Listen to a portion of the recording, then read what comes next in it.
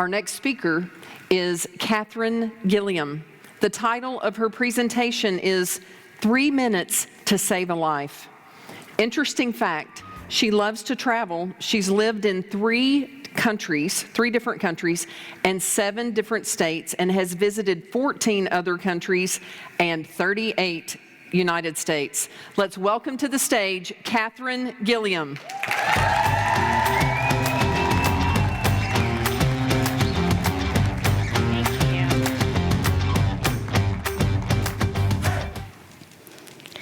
It only takes 3 minutes to save a life. I learned that the day Kevin, a patient of mine, sat down and said, "Actually, Kathryn, there has been a change." And as he spoke, the fingers of his left hand touched the side of his neck. After I was here last, I was diagnosed with non-Hodgkin's lymphoma. After my last cleaning, I felt a lump in my neck. Kevin told me about his surgery, the chemotherapy, and radiation, but I didn't really even hear him. My mind raced back to 2 different moments earlier in my career. The first was 2 years before, when I graduated from dental hygiene school. My father, who was the most skilled and caring dentist I've ever known, took my hands in his, and he said, "Ketzel, you have healing hands, just like mine." Nothing had ever meant more to me. The second moment that raced to mind was the last time I'd seen Kevin. I was a young hygienist then, working in a crazy busy practice. I know you can relate to having too many patients, not enough time, always running behind. Have you ever run to the restroom between patients and been in such a tizzy you almost forgot what you went in there to do? So the last time I saw Kevin, I was running behind. And I made the deliberate decision to skip the extraoral portion of the comprehensive cancer screening that I performed routinely for every patient. I'd never skipped it before, but just this once, to save a few minutes, I began Kevin's appointment with the intraoral part of the exam. Everything looked fine inside his mouth, so I completed his visit, check, check, check, and I never thought about it again. Until he touched the side of his neck. The memory of that horrible decision came flooding back to me.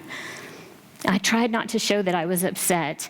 I performed the comprehensive exam for Kevin that day, easily feeling the scar left by his surgery. And I realized that had I bothered to perform that exam the last time I'd seen Kevin, I would have easily discovered the firm, fixed lump in the left side of his neck. I may have been able to save him from grueling treatment and the permanent loss of taste sensation and salivary function and all of the horrible side effects that will plague him the rest of his life. Kevin seemed oblivious to the fact that I was at fault. But it was years before I could forgive myself. And it was years before I could stand up in front of my peers and tell this story. I felt so guilty. And the shame of letting Kevin down and letting my father down was unbearable.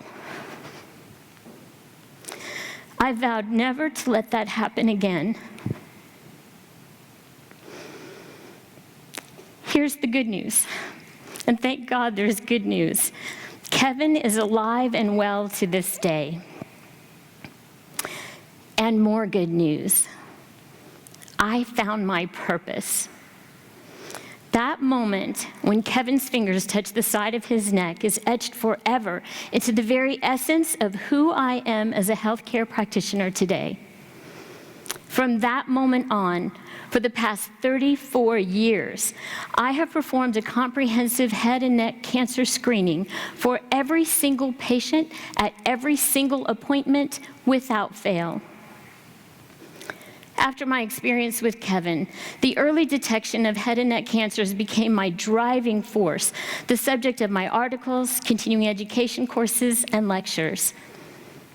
I serve on the advisory committee for the Oral Cancer Foundation and as the education director for Oral Cancer Cause.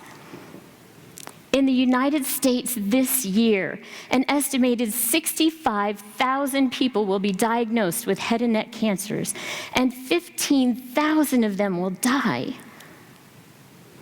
It's because of Kevin and these frightening numbers that I found the blessing in this horrible experience. The blessing is that it happened early in my career, and it changed the course of my career. And the blessing is that it made me recommit to what it really means to be the life-saving healthcare professional I always wanted to be. And the blessing for you is that you don't have to have an experience like this to make a change. Make the commitment right now to change the way you practice. Make the decision to perform a comprehensive head and neck cancer screening for every patient at every appointment every day. Don't buy into the fallacy that you don't have enough time. It only takes 3 minutes to save a life. Let the story of Kevin be your lighthouse guide and a reminder that you hold people's lives in your hands, your healing hands.